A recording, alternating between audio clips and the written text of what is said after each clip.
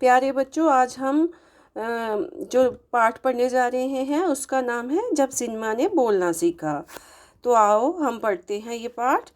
वे सभी सजीव हैं, सांस ले रहे हैं, 100% बोल रहे हैं। 78 मुर्दा इंसान जिंदा हो गए, उनको बोलते बातें करते देखो। देश की पहली स्वाग फिल्म जो थी वो कौन सी थी? आलम आरा। तो आलम आरा के पोस्टरों पर विज्ञापन की ये पंक्तियाँ लिखी हुई थी। 14 मार्च 1931 ईस्वी को ये फिल्म जो थी एक ऐतिहासिक ऐसी तारीख थी जहां भारतीय सिनेमा में बड़े बदलाव का दिन था। इसी दिन पहली बार भारत के सिनेमा ने बोलना सीखा था। तो हालांकि वह दौर ऐसा था जब मूक सिनेमा लोकप्रियता के शिखर पर था। पहली बोलती फिल्म साल में ये प्रदर्शित हुई थी। उसी साल कई मूक फिल्में भी और भाषाओं में भी बनी।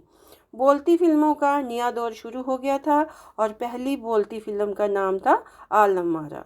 तो इसके जो फिल्मकार थे, बनाने वाले अरदेशिक ईरानी जो थे, उन्होंने एम ईरानी जो थे, उन्होंने 1929 में हॉलीवुड की एक बोलती फिल्म शो बोर्ड देखी और उनके मन में बोलती फिल्म बनाने की इच्छा जगी। तो बच्चों, पारसी रंगमंच के एक लोकप्रिय नाटक को आधार बनाकर उन्होंने अपनी फिल्म की पटकथा जो थी वो बनाई। इस नाटक के कई गाने ज्यों के त्यों फिल्मों में ले लिए गए। एक इंटरव्यू में इन्होंने ईरानी साहब ने क्या किया, उस वक्त कहा था, हमारे पास कोई संवाद लेखक नहीं था, गीतकार नहीं था, तो संगीतकार उस वक्त नहीं मिलते थे। तो इन्होंने क्या किया, उस वक्त शुरुआत जो की थी ईरानी जी ने फिल्म बनाने के लिए, गानों के लिए स्वयं ही उसकी धुनें चुनी थी। तो उनमें कौन कौन से वाद्य यंत्र जो इन्होंने मुख्य रखे थे? 3 वाद्य यंत्र रखे। एक वाद्य यंत्र था तबला, दूसरा हारमोनियम और तीसरा था वायलिन। तो इनकी सहायता से जो था फिल्म में जो थी धुनें तैयार की गई और फिल्मों में इन्हीं को इस्तेमाल किया गया। आलम आरा ने संगीतकार जो थे, उनके गीतकार जो थे, स्वतंत्र रूप से किसी का नाम नहीं डाला गया। इस फिल्म ने पहली पार्श्व गायक बने WM खान जो थे, वो पहले गायक बने।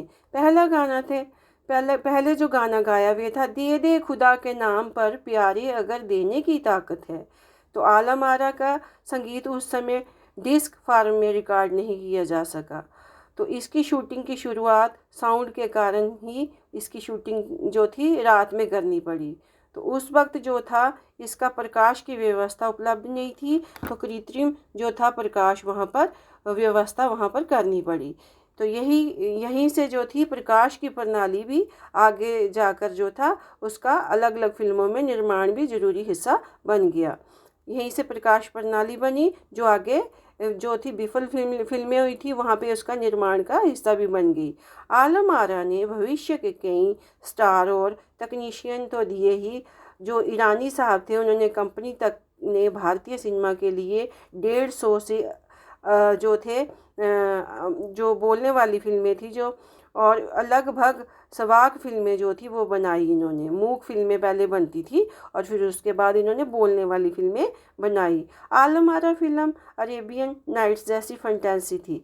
फिल्म ने हिंदी उर्दू के मेल वाली हिंदुस्तानी भाषा को लोकप्रिय बनाया। इसमें गीत और संगीत और नृत्य अनोखे ढंग से पेश किए गए। फिल्म की नायिका थी जुबैदा इसमें और नायक थे विट्ठल। ये उस समय के जो थे सर्वाधिक परिश्रम करने वाले जो स्टार थे, बहुत ज़्यादा मेहनत करते थे ये स्टार। उनके चयन को लेकर भी एक हिस्सा था जो काफ़ी चर्चित हुआ इनकी फिल्मों में। विट्ठल को उर्दू बोलने में मुश्किल आती थी। पहले उनका बतौर नायक चयन किया गया, मगर इसी कमी के कारण उन्हें हटाकर उनकी जगह महबूब को नायक बना दिया गया। विट्ठल नाराज हो गए और अपना हक पाने के लिए उन्होंने मुकदमा कर दिया। उस दौर में उनका मुकदमा मोहम्मद अली जिन्ना ने लड़ा, जो तब के मशहूर वकील हुआ करते थे। तो इसी तरह से बच्चों ये जो फिल्म थी मराठी और हिंदी गानों में भी फिल्में लंबे समय तक चली। नायक और स्टंटमैन के रूप में भी ये सक्रिय थे। और इसके अलावा यहाँ पे आलम आरा में जो था सोहराब मोदी, पृथ्वीराज कपूर, याकूब और जगदीश सेठी जैसे अभिनेता भी जो थे आगे चलकर जो थे उन्होंने फिल्म उद्योगों में अपना प्रमुख स्थान प्राप्त कर लिया। ये फिल्म जो थी 14 मार्च 1931 ईस्वी में मुंबई मैजिस्ट्रेट सिनेमा में प्रदर्शित हुई। तो फिल्म 8 सप्ताह तक हाउसफुल चली और भीड़ इतनी थी इस फिल्म को देखने के लिए कि सारे के सारे लोग इस फिल्म को देखने के लिए जो थे वहाँ पे उपस्थित हो रहे थे। तो भड़कीली फंटासी फिल्म करार दिया गया था, मगर दर्शकों के लिए ये फिल्म एक अनोखा अनुभव था। ये फिल्म 10 जो थे 1000 फुट लंबी थी और इसमें 4 महीनों की कड़ी मेहनत से तैयार किया गया था इसको। सवाक फिल्मों के लिए पौराणिक कथाओं, पारसी रंगमंच के नाटकों, अरबी प्रेम कथाओं को विषय के रूप में चुना गया। इनके अलावा कई सामाजिक विषयों वाली फिल्में भी बनी। ऐसी ही एक फिल्म थी खुदा की शान। इसमें एक किरदार महात्मा गांधी जैसा था। इसके कारण सवाक सिनेमा को ब्रिटिश प्रशासकों की तीखी नज़र का सामना करना पड़ा। तो सवाक फिल्में जो थी उन्होंने नए दौर की शुरुआत की और इसके जो थे निर्देशक थे, निर्माता थे, वो थे यही ईरानी साहब जो थे। इन्होंने विनम्र थे और 1956 ईस्वी में इन्होंने क्या किया, आलम आरा के प्रदर्शन जो थे 25 वर्ष पूरे करने के बाद इन्हें सम्मानित भी किया गया। उन्हें भारतीय सवाक फिल्मों का पिता कहा जाने लगा। उन्होंने उसी मौके पर कहा था कि मुझे इतना बड़ा खिताब देने की ज़रूरत नहीं है, मैंने तो देश के लिए अपने हिस्से का ज़रूरी योगदान दिया है। तो जब पहली बार सिनेमा ने बोलना सीखा तो सिनेमा में काम करने के लिए पढ़े लिखे अभिनेता और अभिनेत्रियों की आवश्यकता थी, ज़रूरत थी, क्योंकि अब संवाद भी बोलने थे। तो सिर्फ अभिनय से काम नहीं चलने वाला था। तो मूक फिल्मों में क्या हुआ, पहलवान जैसी शरीर वाले, स्टंट वाले करने वाले जो लोग थे, उछल कूद करने वाले अभिनेता जो थे, उनकी भी वहाँ पे ज़रूरत थी। और अब संवाद बोलना और गायन की प्रतिभा की कदर भी होने लगी थी। इसलिए आलम आरा के बाद आरंभिक सवाक दौर की फिल्मों ने कई गायन और गायक जो थे, अभिनेता जो थे, वो भी पर्दे पर नजर आने लगे। हिंदी उर्दू भाषाओं का महत्व बढ़ने लगा और इससे क्या हुआ, सिनेमा में देह और तकनीकी की भाषा की जगह जन प्रचलित बोलचाल की भाषाओं का दाखिला हुआ। तो सिनेमा ज़्यादा देसी हुआ करते थे उस वक्त। एक तरह की नई आज़ादी थी जिससे आगे चलकर हमारे दैनिक और सार्वजनिक जीवन का प्रतिबिंब फिल्मों में बेहतर होकर उभरने लगा था। सारी की सारी अभिनेता और अभिनेत्रियां जो थी लोकप्रियता पाने के लिए दर्शकों पर खूब अपनी असर डालती थी। और ये जो फिल्में थी आगे चलकर जो थे भारतीय सिनेमा में जो आगे इनका बोलबाला होने लगा।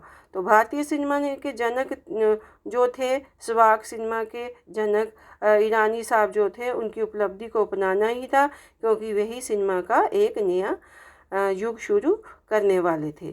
तो बच्चों, आपको ये जो है पाठ समझ आ गया होगा। तो इस पाठ को आपने सुना तो आपको ये अच्छा लगा होगा।